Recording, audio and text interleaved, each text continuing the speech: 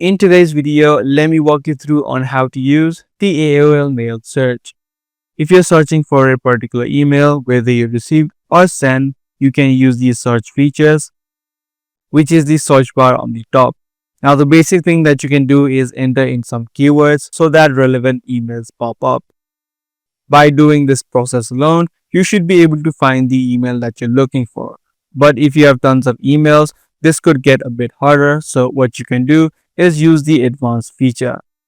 If you click on the mail option right here, you'll have the option called advanced. You can just click on it and then you can add in filters. So you can add in from the person you received the email from, the person that sent the email to, the subject, and then any related keywords.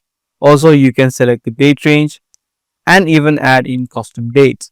This way you can narrow down your search and find the exact email that you're looking for. You can also add in filters such as attachments, photos, or calendar invites so that any emails having these options will pop up immediately. So using some of these features, you'll be able to find any emails that you're looking for. So that's basically the video on the way that you use the AOL mail search. If this guide video was helpful, be sure to subscribe and also give this video a thumbs up. That's pretty much all for today. I'll see you in the next one.